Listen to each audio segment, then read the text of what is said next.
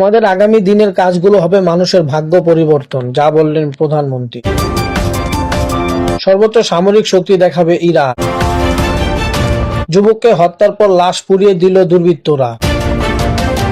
ইরানের হামলায় শিশু শিক্ষার্থী নিহত বেড়ে 51 জন। ঢাকা থেকে মধ্যপ্রচারগামী সব ফ্লাইট স্থগিত। এতক্ষণ শুনেছেন শিরোনাম, এখন শুনবেন বিস্তারিত খবর। প্রথমে আসি আমাদের আগামী দিনের কাজগুলো হবে মানুষের ভাগ্য পরিবর্তনের জন্য। প্রধানমন্ত্রী ও বিএনপির চেয়ারম্যান তারেক রহমান বলেছেন, বাংলাদেশের মানুষ আজ অনেক প্রত্যাশা নিয়ে, অনেক আকাঙ্ক্ষা নিয়ে, অনেক আশা নিয়ে আমাদের সবার দিকে তাকিয়ে আছে। বিশেষ করে রাজনৈতিক দলগুলোর দিকে তাকিয়ে আছে। আজ আমাদের এই ইফতার মাহফিলে আসুন আমরা আল্লাহর নামে শপথ গ্রহণ করি যে আমাদের আগামী দিনের কাজগুলো হবে এই দেশের মানুষের ভাগ্য পরিবর্তনের জন্য। আজ শনিবার বিকেলে চীন মিত্র সম্মেলনে কেন্দ্রীয় বিশিষ্ট ব্যক্তির সম্মানে জামায়াতের ইসলামী আয়োজিত ইফতার মাহফিলে তিনি এসব কথা বলেন। প্রধানমন্ত্রী বলেন, আজ আমরা একটি গুরুত্বপূর্ণ সময় সবাই একত্রিত হয়েছি। কিছুদিন আগে দেশে নির্বাচন হয়েছে। এই নির্বাচনের মাধ্যমে গণতন্ত্রের যাত্রা শুরু হয়েছে।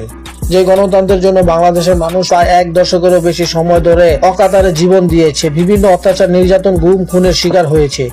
এই ত্যাগের বিনিময়ে আমরা আজকে এই গণতন্ত্রের যাত্রা যেটি সূচনা হচ্ছে বা হয়েছে নির্বাচনের মধ্যে সেটি সুযোগ পেয়েছি। তিনি বলে, আন্তরিকভাবে ধন্যবাদ জানাচ্ছি আজ আমাকে, আমার সঙ্গে আমার নেতৃত্ববৃন্দ এবং সফর সঙ্গীদের এই ইফতারের মাহফিলে দাওয়াত দেওয়ার জন্য। তারেক রহমান বলেন, সম্মানিত সব নেতৃবৃন্দ উপস্থিত আজ এখানে শুধু আমি নই, এখানে শুধু বাংলাদেশ জামায়াত ইসলামীর নেতৃবৃন্দ বা কর্মীবৃন্দ নন, আমাদের বাইরেও এখানে অন্যান্য আরো রাজনৈতিক দলের নেতৃবৃন্দ আছেন।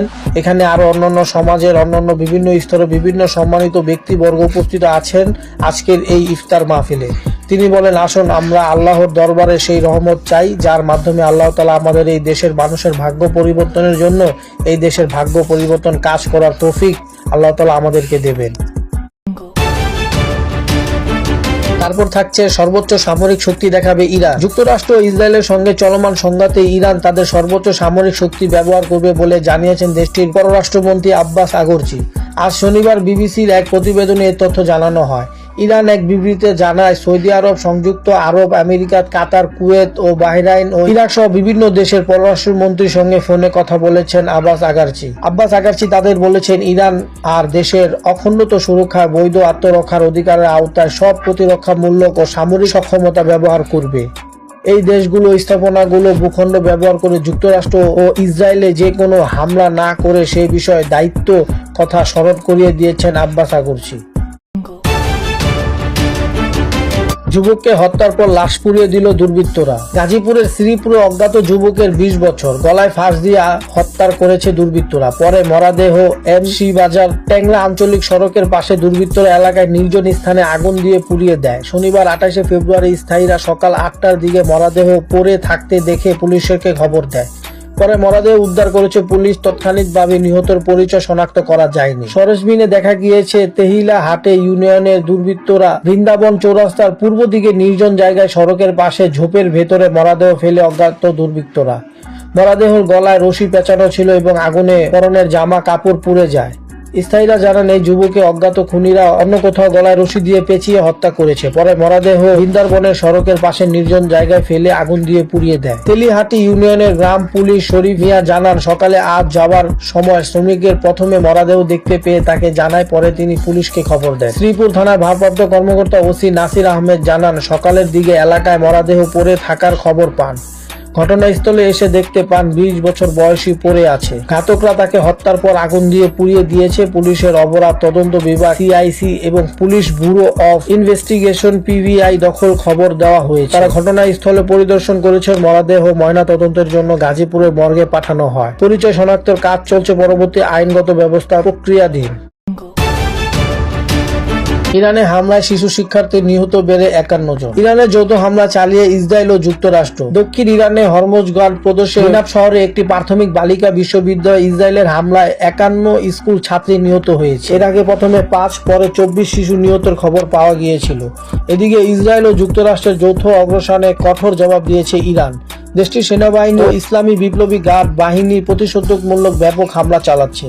স্থায়ী নগর কর্মকর্তা মোহাম্মদ রদমের বলেন, আজ সকালে ইসরায়েলে সরাসরি এই বিদ্যালয়ে হামলা চালায়। হামলার আগে সেখানে 170 শিক্ষার্থী অবস্থান করছিল। নিহতদের সংখ্যা আরো বাড়তে পারে বলে আশঙ্কা করা হচ্ছে। উদ্ধার অভিযান এখনো চলছে। এদিকে এই হামলার প্রতিবেদনে কয়েকটি দেশের মার্কিন বিমান ঘাঁটিতে হামলা চালিয়েছে ইরান। জর্ডান 2টি ব্যালিস্টিক ক্ষেপণাস্ত্র ভূমাপতি করছে। দেশটির সামরিক বাহিনী জানিয়েছেন, জর্ডানের আকাশে 2টি ব্যালিস্টিক ক্ষেপণাস্ত্র প্রবেশ করে, সেগুলো আঘাত হানার আগেই ভূপাতি করা হয়েছে। ইতিমধ্যে দেশটির মিসাইলগুলো আঘাত হেনেছে উপসাগরীয় দেশগুলোতে। এতে আবার আমেরিকা একজন নিহত হয়েছে বলে খবর পাওয়া গেছে।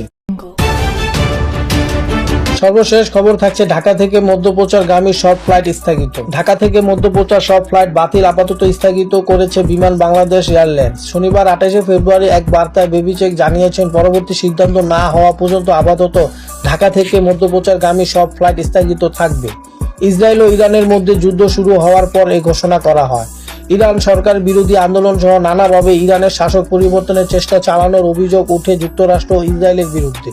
তা ব্যস্ত হলে নতুন করে সংঘাত শুরু করলো দেশটির দুটি। এই পরিস্থিতিতে উত্তপ্ত হয়ে উঠেছে মধ্যপ্রাচ্য। এরই মধ্যে মধ্যপ্রাচ্যের আমেরিকার বিভিন্ন সামরিক স্থাপন ঘটিতে হামলা চালিয়েছে ইরান।